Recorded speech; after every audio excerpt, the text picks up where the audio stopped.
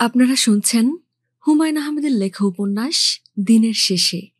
আজকে উপন্যাসটির শেষ পর্ব। সুন্দর ডায়েরিতে মেয়েরা খুব যত্ন করে অনেক কিছু লেখে। এই লেখা মোটেই এরকম নয়। মোটা লাইন টানা একটা খাতা। শুরুতে বায়োলজির নোট নেবার জন্য হয়তো কেনা হয়েছিল। বায়োলজির নানান প্রসঙ্গে খাতা ভর্তি। তার ফাঁকে ফাঁকে অন্য সব কথা, হয়তো ফুসফুসের রক্ত সঞ্চালন সম্পর্কে দীর্ঘ একটা লেখার ফাঁকে 4 লাইনের সম্পূর্ণ অন্য একটা লেখা। জহির সারা রাত জেগে লেখাগুলো পড়ল। জহির ভাইকে নিয়ে আজ মার সঙ্গে ঝগড়া হলো। ঝগড়া হবার মতো কোনো ঘটনা ছিল না, তবু হলো। আসলে অন্য একটা ব্যাপারে আমি মার উপর রেগেছিলাম। সুযোগ পেয়ে রাগ ঝাড়লাম। মা খুব অবাক হলেন। আমি জহির ভাইয়ের পক্ষ নিয়ে এত কথা বলছি কেন। মাঝখান থেকে বেচারা জহির ভাই খুব লজ্জা পেলেন। আমার মনে হচ্ছে বেচারা আর অনেকদিন আমাদের বাসায় আসবেন না। এরকম ছোটখাটো এক একটা ঘটনা ঘটে, আর জহির ভাই সপ্তাহখানেক এ বাসায় আসা ছেড়ে দেন। আজকের সমস্যার সূত্রপাত হলো এইভাবে। জহির ভাইকে বাজারে পাঠানো হয়েছিল। তিনি বাইম মাছ নিয়ে এসেছেন। সেই বাইম মাছ দেখে মা তার স্বভাব মতো অগ্ন্যুৎপাত শুরু করলেন। সাপের মতো দেখতে একটা মাছ তুমি কি মনে করে আনলে? কে খাবে এই মাছ? আমি তখন বললাম, ও মা, বাইম মাছ আমার খুব ফেভারিট মাছ। জহির ভাই আনন্দিত চোখে আমার দিকে তাকালেন।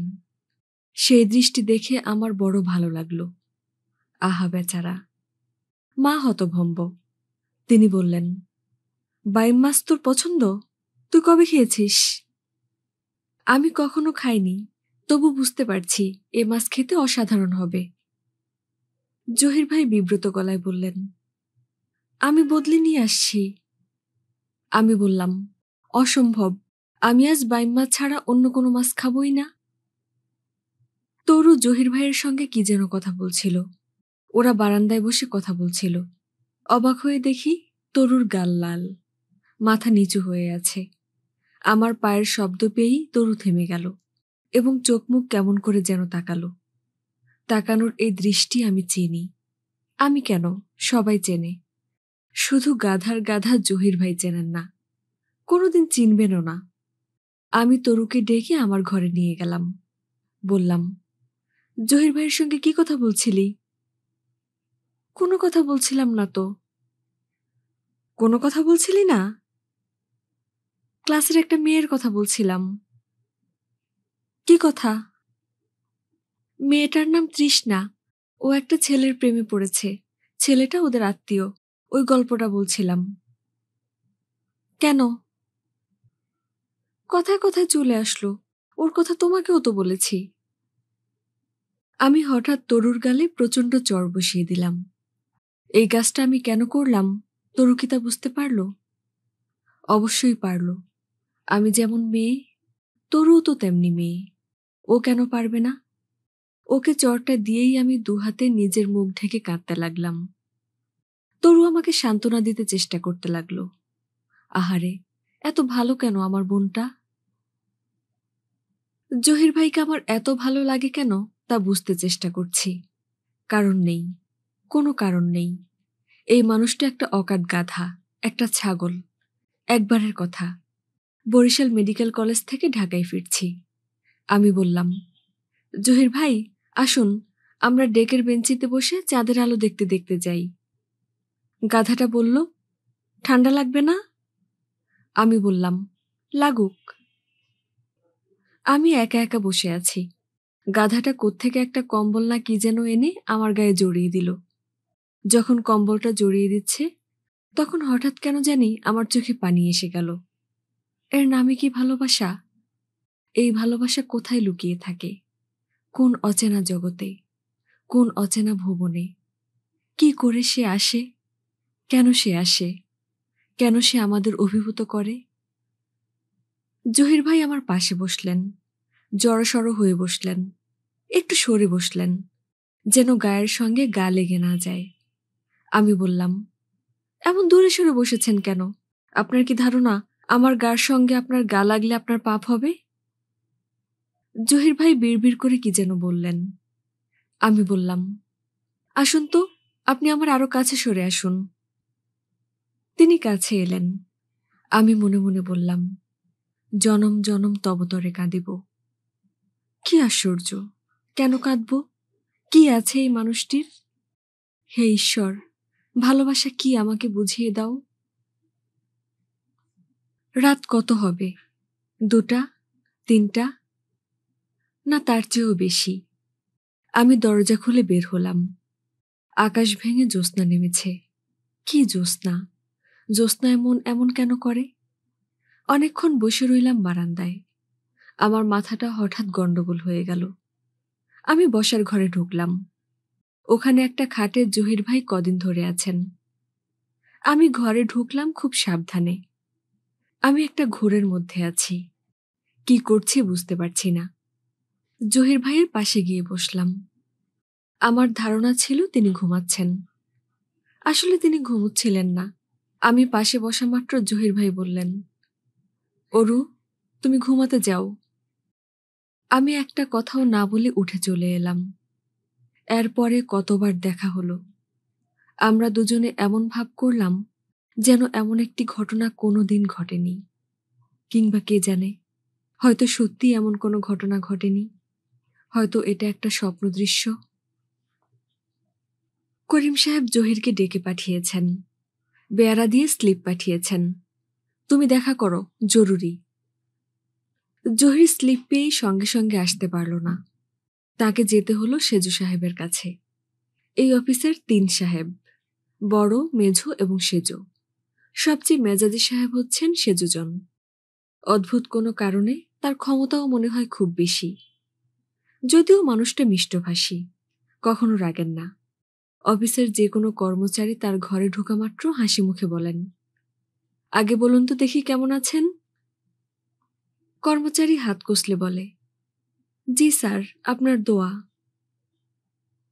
আপনাকে আজ এমন রোগা রোগা লাগছে কেন? বাড়িতে অসুখ বিসুখ? কর্মচারী আরো বিগলিত হয়ে বলে, জি না স্যার, জি না, সব ঠিক আছে স্যার।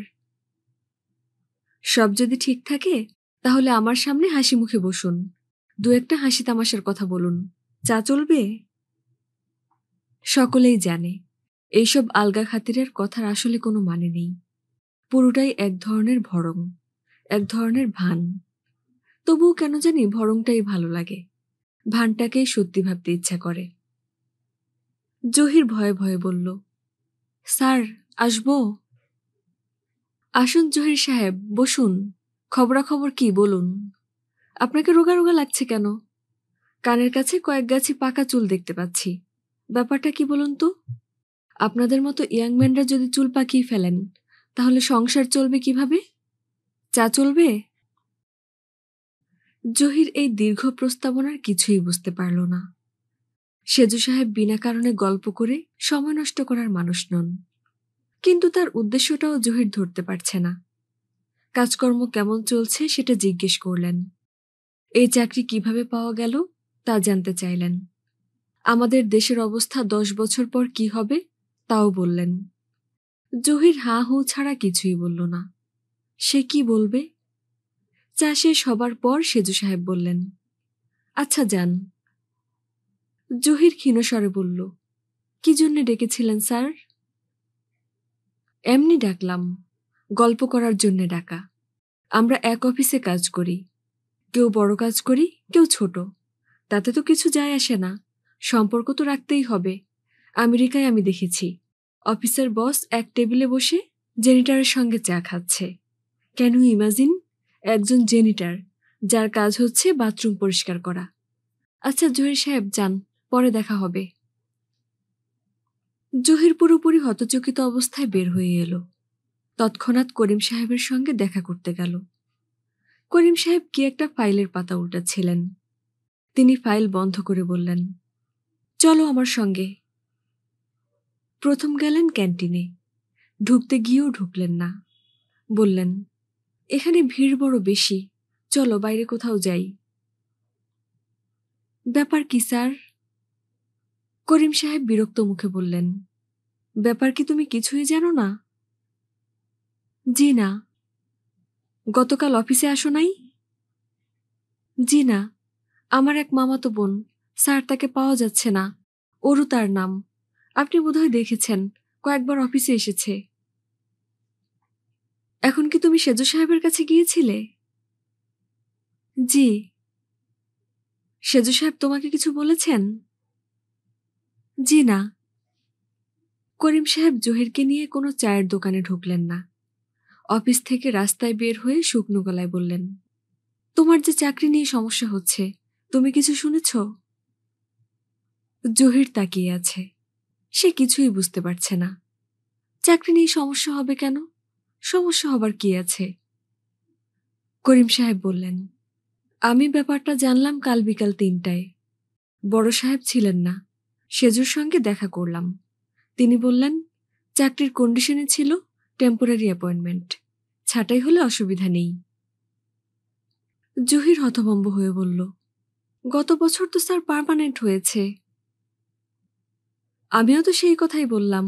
তিনি ফাইল বের করে দেখালেন যে চাকরি এখনো টেম্পোরারি। ছাঁটাই কি হয়ে গেছে স্যার?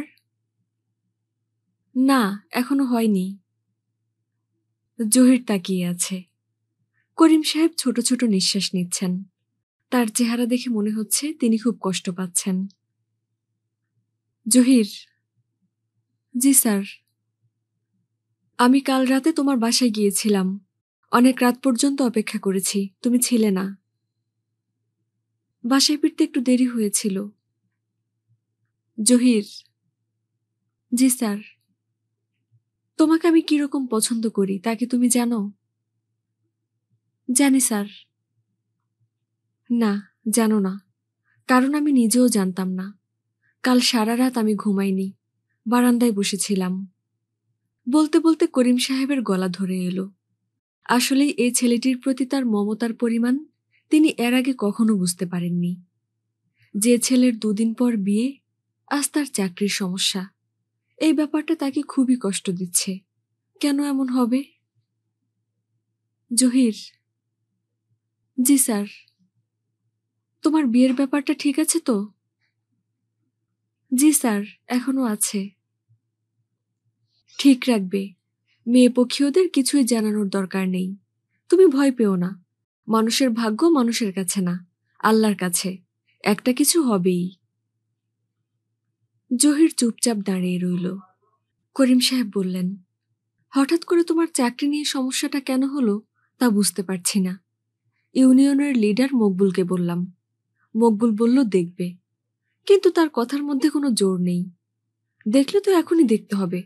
চাকরি চলে গেলে দেখার কি থাকবে? মকবুলটা একটা হারামজাদা। অর্ডার কি স্যার হয়ে গেছে?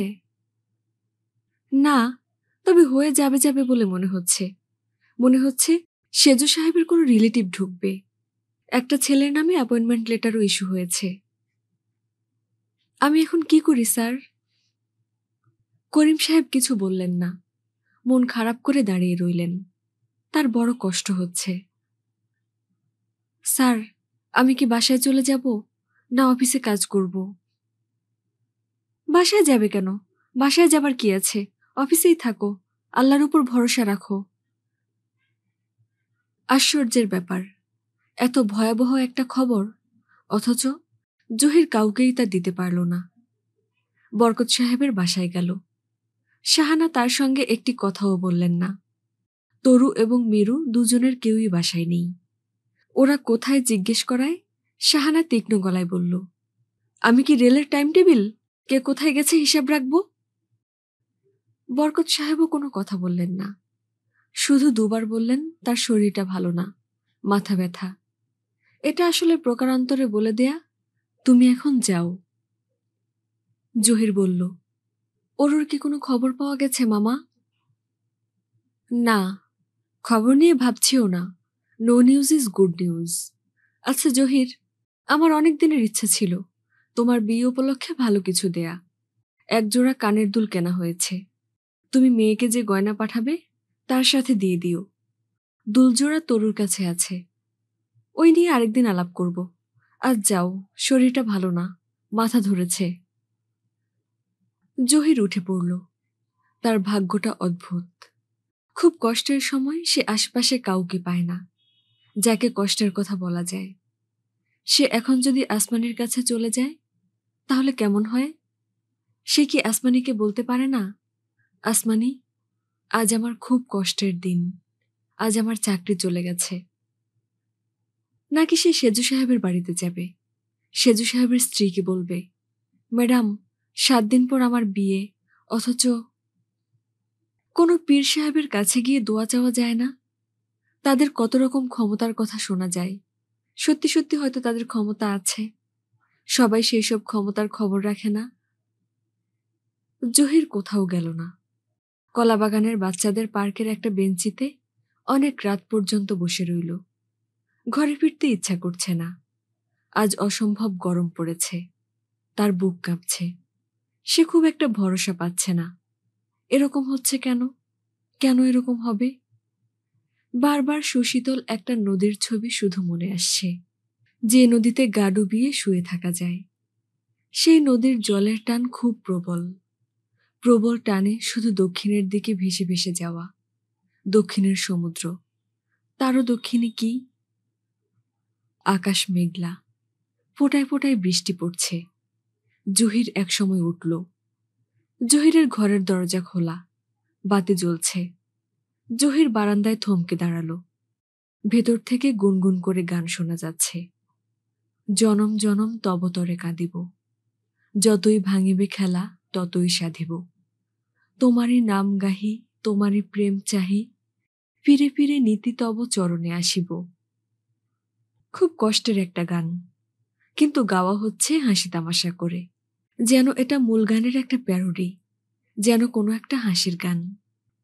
জহির ঘরে ঢুকতে ঢুকতে বলল, কখন এসেছো অরু? অরু বলল, অনেকক্ষণ। আপনার চাবি খুঁজে পাইনি, তাই তালা ভেঙেছি। Sorry for that. তবে আপনার অনেক কাজ করে রেখেছি, রান্না করেছি। আসুন দুজনে খেতে বসে যাই। নাকি গোসল করবেন? যদি গোসল করতে চান গরম পানি করে দিতে পারি। বলতে বলতে অরু মিষ্টি করে হাসল। জহির কিছুই বলতে পারছে না, অবাক হয়ে তাকিয়ে আছে। অরু বলল, আপনি এত অবাক হচ্ছেন কেন? আপনি নিশ্চয়ই জানতেন আমি একদিন আসব, জানতেন না? জানতাম। অরুকে কেমন রোগা রোগা লাগছে। তার চোখের নিচে কালি, গাল ঈষৎ লালচে। সম্ভবত গায়ে হাত দিলে উত্তাপ টের পাওয়া যাবে। জহির ভাই, বলো। আপনার মনে যদি কোনো কঠিন প্রশ্ন থাকে তার উত্তর খেতে খেতে দেয়া যাবে। আরেকটা কথা, আপনাকে এমন লাগছে কেন? ভয়ঙ্কর কিছু কি ঘটেছে? না। তাহলে মুখ এমন গোমরা করে রাখবেন না। আজহারের প্রেমে পড়েছিলাম কেন জানেন? ওই লোকটা মুখ গোমরা করতে পারত না। ভয়ঙ্কর কঠিন সময়েও হেসে ফেলত। আর এমন সুন্দর করে হাসত যে তার সব অপরাধ ক্ষমা করে দিতাম। তাকে বুকে জড়িয়ে ধরে বলতে ইচ্ছে করত, ফিরি ফিরি নীতি তব চরণে আসিব। জহির অবাক হয়ে লক্ষ্য করল অরুর চোখে পানি এসে গেছে। সে চোখ মুছছে। অরু বলল, এত অল্প সময় বেশি কিছু রাঁধতে পারিনি। একটা পচা বেগুন ছিল, ভর্তা করে ফেলেছি। পচা বেগুনের ভর্তা খুবই ভালো জিনিস। ডাল রান্না হয়েছে। আমার ধারণা ডালের মধ্যে তেলাপোকা ডিম পেড়েছিল। কেমন তেলাপোকা তেলাপোকা গন্ধ। আপনার স্ত্রী আসমানি এসে সব ঠিক করবে। জহির বলল, এতদিন কোথায় ছিলে? মাই গড, একেবারে জীবনানন্দ দাস। এতদিন কোথায় ছিলেন? হাসপাতালে ছিলাম, এমআর করিয়েছি। এমআর কি জানেন? না। পেটে যদি আনওয়ান্টেড কোনো শিশু চলে আসে তাহলে বর্তমান আধুনিক ডাক্তারি শাস্ত্র মাকে কোনো রকম কষ্ট না দিয়ে শিশুটিকে মেরে ফেলতে পারে। শিশুটি হয়তো কষ্ট পায়, কিন্তু সে তার কষ্টের কথা কাউকে বলতে পারে না বলে আমরা তা জানি না। জহির ভাই, আপনি এমন ঘৃণা ঘৃণা চোখে আমার দিকে তাকাচ্ছেন কেন? আপনার কি মনে হচ্ছে আমি একজন খুনি? না, আমি জানি আপনার মনে হচ্ছে। আপনার চোখ দেখে বুঝতে পারছি। আপনার কোনো দোষ নেই। আমারও নিজেকে খুনি মনে হয়। সারাক্ষণ মনে হয় ওই শিশুটা দূর থেকে আমাকে দেখছে। আমার কি ধারণা জানেন? আমার ধারণা ওই শিশুটা একটা মেয়ে। আমি ওর নাম দিয়েছি রাত্রি। যদিও তার এখন আর নামের কোনো দরকার নেই। রাত্রি নামটা কি সুন্দর না জহির ভাই? হ্যাঁ, সুন্দর, খুব সুন্দর। আপনার যদি কোনোদিন মেয়ে হয়, আপনি এর নাম রাখবেন রাত্রি। আচ্ছা, রাখব। প্রমিস করুন। করছি। না, এভাবে করলে হবে না। আমার হাত ধরে প্রমিস করুন। জহির অরুর হাত ধরল, নরম গলায় বলল, যে কাজটা করে তুমি এত কষ্ট পেলে, সে কাজটা কেন করলে? রাগ করে করলাম জহির ভাই, প্রচণ্ড রাগ হলো। সবার উপর রাগ। ওই বুদ্ধিমান অথচ হৃদয়হীন মানুষটির উপর রাগ। কেন জানি আপনার উপরও রাগ হয়েছিল। আমি তো তোমার রাগের যোগ্য নই অরু। আমি অতি নগণ্য একজন, অতি তুচ্ছ। হ্যাঁ, তুচ্ছ। তুচ্ছ তো বটেই। অরু ভাতের থালা সরিয়ে উঠে পড়ল। জহির বলল, কি হয়েছে? অরু বলল, বুঝতে পারছি না, সম্ভবত বমি আসছে। সে ছুটে গেল বাথরুমে, চোখে মুখে পানি দিয়ে ফিরে এলো। হালকা গলায় বলল, জহির ভাই, আমাকে বাসায় পৌঁছে দিন। কোন বাসায়? আমার স্বামীর বাসায়। আবার কোথায়? অবশ্য আপনি যদি এখানে থেকে যেতে বলেন, তাহলে ভিন্ন কথা। বলবেন? সাহস আছে? রিকশায় যেতে যেতে অরু বলল, আমার বায়োলজি খাতাটা আপনার বাসায় দেখলাম। খাতায় লেখা কথাগুলি কি আপনি বিশ্বাস করেছেন? হ্যাঁ। আপনি আসলেই বোকা। সব মিথ্যা। আজহারকে কষ্ট দেওয়ার জন্য লিখেছিলাম। জহির নিচু গলায় বলল, সব মিথ্যা? হ্যাঁ, সব মিথ্যা। বাচ্চা নষ্ট করার যে গল্পটি করলাম, তাও মিথ্যা। জহির ভাই, আমি চমৎকার একজন অভিনেত্রী। এত চমৎকার যে আমার কোনটা অভিনয় আর কোনটা অভিনয় নয়, তা আমি নিজেও জানি না। তোমার বাচ্চা তাহলে নষ্ট হয়নি? না। জহির ভাই, আপনি দয়া করে আরেকটু সরে আসুন। আমি অচ্ছুত কেউ না। আমার গায়ে গা লাগলে পাপ যদি হয়, আমার হবে, আপনার হবে না। জহির বলল, তোমাকে দেখে আজহার সাহেব খুব খুশি হবেন। হ্যাঁ, হবেন। আচ্ছা জহির ভাই, একটা মজার কথা বলি। বলো। মাঝে মাঝে আপনার বোকামিতে আমার গা জ্বলে যায়। আবার আপনার এই বোকামিটাকেই আমি ভালোবাসি, সেই সঙ্গে আপনাকেও। ওরু চুপ করো তো। ওরু হাসতে হাসতে বলল, আরে বাবা, অভিনয় করছি। আপনি কি ভাবছেন এগুলো সত্যি কথা? কোনো সুস্থ মাথার মেয়ে কি রিকশায় বসে প্রেমের সংলাপ বলতে পারে? আপনি নিজেকে যতটা বোকা ভাবেন, আসলে আপনি তার চেয়েও বোকা। জহির চুপ করে রইল। ওরু গুনগুন করছে, জনম জনম কাঁদিব। এটা বোধহয় তার খুব প্রিয় গান। একটা সূক্ষ্ম কোনো পরিবর্তন ঘটে গেছে। কেউ কিছু বলছে না, কিন্তু বোঝা যাচ্ছে। সব বলতে হয় না, না বললেও অনেক কিছু বোঝা যায়। তাছাড়া আসমানি বোকা মেয়ে নয়। সে বুঝতে পারছে কিছু একটা হয়েছে, এবং তাকে নিয়েই হয়েছে। সেই কিছুটা কি, তাকে কেউ বলছে না, কখনো বলে না। সে কি নিজেই কাউকে জিজ্ঞেস করবে? এতটা নির্লজ্জ কি সে হবে? জহির নামের যে ছেলেটির সঙ্গে বিয়ে ঠিকঠাক হয়ে আছে, আজ থেকে মাত্র 4 দিন পর যে বিয়ের অনুষ্ঠানটি হবে, তাতে কি কোনো সমস্যা? ওরা কি হঠাৎ ঠিক করলো এরকম বিয়ে হওয়া মেয়ের সঙ্গে বিয়ে দেয়া যায় না? তারা কি অন্য একটি মেয়ের খোঁজ পেয়েছে, যার আগে বিয়ে হয়নি? বিয়ে মানে কি ছিঁড়ে নেয়া ফুল, যে ফুল আর ব্যবহার করা যাবে না? আসমানি রান্নাঘরে ঢুকল। তার মামি কড়াইয়ে কি যেন নাড়ছেন। সে কি কিছু জিজ্ঞেস করবে মামিকে? মামি একা থাকলে জিজ্ঞেস করা যেত। তিনি একা নন, 3-4 জন মানুষ রান্নাঘরে। এদের মধ্যে অপরিচিত সুন্দর মতো একটি মেয়েও আছে। এর সামনে কিছু জিজ্ঞেস করার অর্থই হয় না। আসমানিকে ঢুকতে দেখেই মামি বললেন, কিছু বলবি নাকি রে আসমানি? আসমানি বলল, না। যাচ্ছিস কোথায়? কোথাও না। আসমানি লক্ষ্য করল রান্নাঘরে উপস্থিত সবাই একদৃষ্টিতে তাকিয়ে আছে। সমস্যাটা কি? তাকে বলে ফেললে কি হয়? তার মন এখন শক্ত হয়েছে। সে এখন আগের মতো না। অল্পতেই ভেঙে পড়ে না, পড়বেও না। রান্নাঘর থেকে বেরিয়ে আসমানি ভেতরের বারান্দায় খানিকক্ষণ ইতস্তত হাঁটল। ভেতরের বারান্দায়ও বেশ কিছু মানুষ। বিয়ে উপলক্ষে আত্মীয়স্বজনরা আসতে শুরু করেছেন। ওরা সবাই এমন করে তাকাচ্ছেন কেন? সুদিয়াখালীর বড় ফুপু দেখে এসেছেন। এনাকে আসমানির মোটেই পছন্দ না। সুদিয়াখালীর ফুপু ছোটখাটো ব্যাপার নিয়ে ভয়ঙ্কর সব ঝগড়া করেন। ঝগড়ার পর কঠিন অভিশাপ দেন।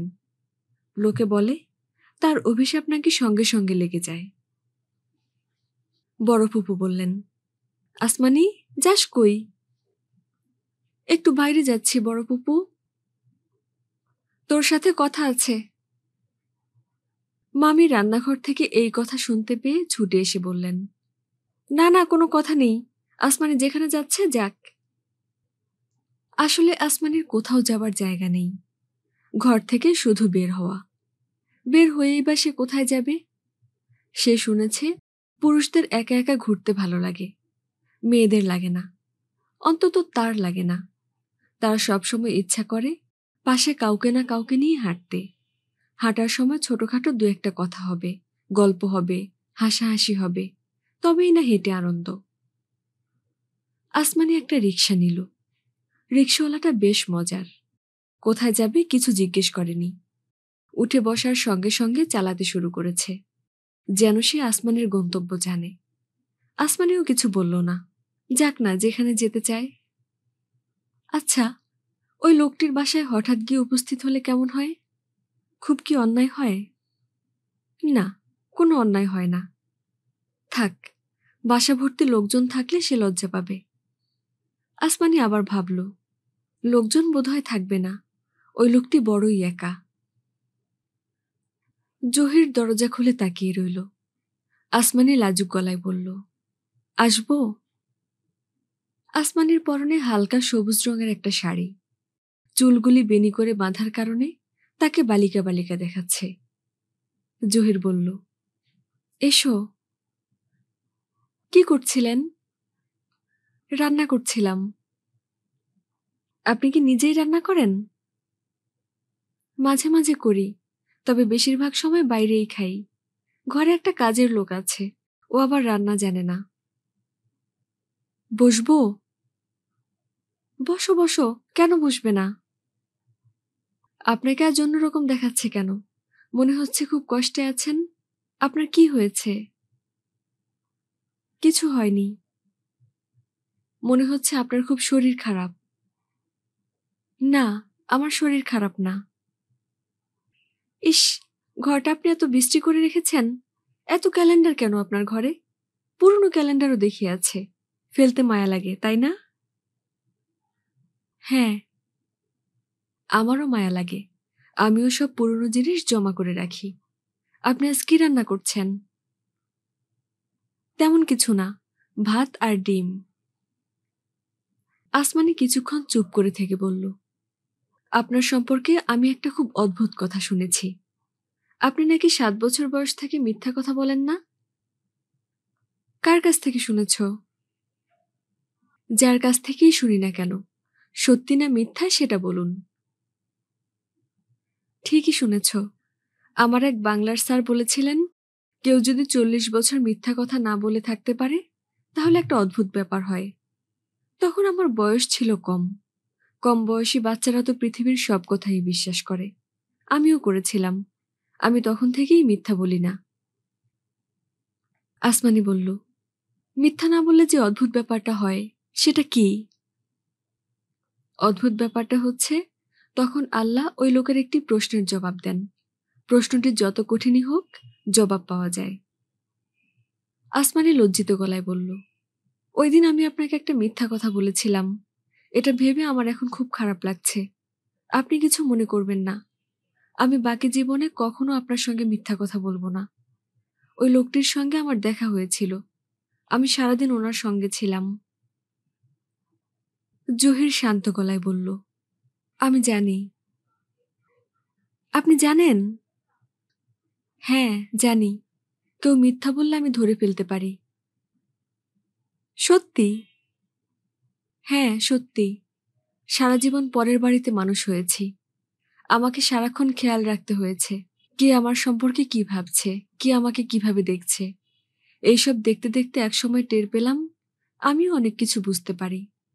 কেউ যখন সত্যি করে বলে ভালোবাসি, সেটা যেমন বুঝি, আবার কেউ যখন মিথ্যা করে বলে ভালোবাসি, সেটাও বুঝি। শুধু একজনেরটাই পারি না। সেই একজনটা কে? জহির চুপ করে রইল।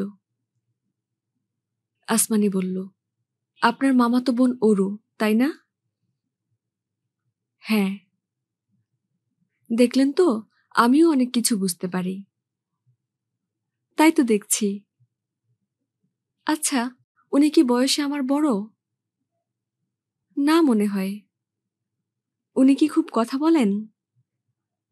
না, ও সবচেয়ে কম কথা বলতো। এখন খুব কথা বলে, সারাক্ষণ কথা বলে। কেন বলে জানেন? না, আমি জানি। উনি ওনার স্বামীর কাছ থেকে বেশি কথা বলা শিখেছেন। নিশ্চয়ই ওনার স্বামী খুব কথা বলেন। বিয়ের পর মেয়েরা স্বামীর মতো হয়ে যায়। জহির হো হো করে হেসে ফেলল। আসমানি বলল, দেখলেন আমার কত বুদ্ধি? এখন আপনি দয়া করে একটু সরুন। আমি আমার নিজের জন্য এক কাপ চা বানাবো। মেয়েটা হাসছে। এত ভালো লাগছে দেখতে। জহির লক্ষ্য করল তার চোখে পানি এসে যাচ্ছে। তার বড়ই লজ্জা লাগছে। সে খুব চেষ্টা করতে লাগলো চোখের পানি শুকিয়ে ফেলতে। আসমানি বলল, জানেন, আপনার এখানে আমি খুব ভয়ে ভয়ে এসেছি। কেন বলো তো? আজ বাসায় কি জানি হয়েছে। মনে হয় বিরাট কোনো ঝামেলা। আমার বিয়েটা সম্ভবত ভেঙে গেছে। জহির বিস্মিত হয়ে বলল, কি বলছো এসব? সত্যি বলছি, আমি আগে আগেই অনেক কিছু বুঝতে পারি। আশ্চর্যের ব্যাপার, বিয়েটা ভেঙে গেল। বিয়ের ঠিক 3 দিন আগে ফর্সা লম্বা লাল টাই পরা একটা ছেলে প্রচণ্ড শব্দে আসমানিদের ঘরের কড়া নাড়তে লাগল। যেন সে অসম্ভব ব্যস্ত, যেন তার হাতে 1 সেকেন্ড সময় নেই। দরজা খুলল আসমানি। লম্বা টাই পরা মানুষটি হাসি মুখে বলল, আসমান, বলো তো আমি কে? আসমানি তাকিয়ে আছে। তার চোখ মাছের চোখের মতো হয়ে গেছে। সে চোখে কোনো পলক নেই। আমাকে চিনতে পারছো না পারছো না? পারছি। আমি ভিতরে আসবো না আসবো না? আসুন। দরজা ধরে দাঁড়িয়ে থাকলে আসবো কি করে? আসমানি দরজা ছেড়ে দিল। মানুষটি হাসতে হাসতে বলল, আমি যে আসবো তা তো সবাইকে টেলিগ্রাম করে জানিয়েছি। কেউ তোমাকে কিছু বলেনি? না। খুবই আশ্চর্যের কথা। অবশ্য না বলে একদিকে ভালোই করেছে। আমি নিজেই বলবো। কিন্তু এখন আমার কেন জানি মনে হচ্ছে তুমি আমাকে চিনতে পারছো না। পারছি। পারবো না কেন? আমি জানি আমার উপর তোমার প্রচণ্ড রাগ। আমার একটা গল্প আছে। গল্পটা শুনলে রাগ থাকবে না। আসমানি শান্ত গলায় বলল, আমার কিছুই শুনতে ইচ্ছা করছে না। ইচ্ছে না করলেও শুনতে হবে। এবং এখানে দাঁড়িয়ে এই গল্প আমি বলবো না। আমি গাড়ি নিয়ে এসেছি। Let's go. আমার কোথাও যেতে ইচ্ছে করছে না। যেতে ইচ্ছে না করলেও তুমি যাবে। If I call you, you have to be there. লোকটি অতি সহজ, অতি স্বাভাবিক ভঙ্গিতে আসমানের হাত ধরল। গাড়ি চলছে ঝড়ের গতিতে। আসমানের ইচ্ছে করছে বলে, আস্তে চালান, অ্যাক্সিডেন্ট হবে। আবার বলতেও ইচ্ছে করছে না। আসমানি। জি। গল্পটা শুরু করি। আমাদের হেলথ ইন্স্যুরেন্সের জন্য একটা মেডিকেল চেক আপ হয়। সে চেক আপে আমার একটা ম্যালিগনেন্ট গ্রোথ ধরা পড়ল। ডাক্তাররা আমার আয়ু বেঁধে দিলেন 3 বছর। এইসব খবর তোমাকে দিলাম না, শুধু বিয়েটা ভেঙে দিলাম। আসমানি। জি। তুমি মিরাকলে বিশ্বাস করো? মিরাকল অর্থাৎ বাংলা শব্দটা মনে পড়ছে না। অবিশ্বাস্য ধরনের কিছু বলতে পারো। বিশ্বাস করি। আমি করতাম না, এখন করি। কারণ পৃথিবীর যে অল্প কিছু লোক ক্যান্সার জয় করেছে, আমি তাদের একজন। আজ আমার শরীরে কোনো ক্যান্সার নেই। আজ আমি একজন সুস্থ মানুষ। বলতে বলতে লোকটি বাঁ হাত আসমানির কোলের উপর রেখে আসমানের দিকে তাকিয়ে হাসল। আসমানি বলল, আপনি দয়া করে রাস্তার দিকে তাকিয়ে গাড়ি চালান, আপনি তো অ্যাক্সিডেন্ট করবেন। আসমানি, জি। আমি জহির সাহেবের সঙ্গে কথা বলেছি। আমি তার কাছে নতজানু হয়ে তোমাকে প্রার্থনা করেছি। মানুষটির হৃদয় দেখে আমি মুগ্ধ। তিনি কি বলেছেন শুনতে চাও? ধরা গলায় আসমানি বলল, না, উনি কি বলবেন আমি জানি। রাত প্রায় 10টা। জহির রান্না বসিয়েছে। তেলটা খারাপ, প্রচুর ধোঁয়া হচ্ছে। জহিরকে বারবার চোখ মুছতে হচ্ছে। মনে হচ্ছে সে বুঝি খুব কাঁদছে। আসলেই তাই, ধোঁয়া ছাড়াই জহিরের চোখ বারবার ভিজে উঠছে। অরুর শরীরটা খুব খারাপ। আজ 3য় দিন। সিঁড়ি থেকে পড়ে গিয়েছিল। ক্রমাগত ব্লিডিং হচ্ছে। 6 ব্যাগ রক্ত দেয়া হয়েছে, আরও দিতে হবে। আজ সন্ধ্যায় ডাক্তাররা বলেছেন অবস্থা ভালো না। জহির সারাদিন পাশে বসেছিল। এক সময় অরু বলল, এত মন খারাপ করে আমার পাশে বসে থাকবেন না। আমার পাশে বসতে হলে হাসি মুখে বসতে হবে। জহির বলল, আমি তোমার মতো কথায় কথায় হাসতে পারি না। ইচ্ছা করেন না তাই পারেন না, ইচ্ছা করলেই পারবেন। জহির বলল, সত্যি করে বলো তো, তোমার কি খারাপ লাগছে না?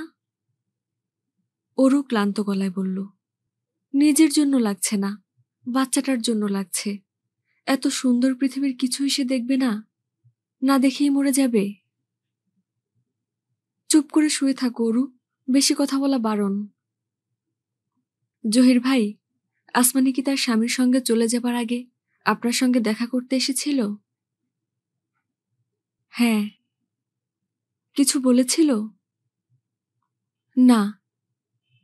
অরু বলল, আপনি খুব ভাগ্যবান মানুষ জহির ভাই। কেন বলো তো?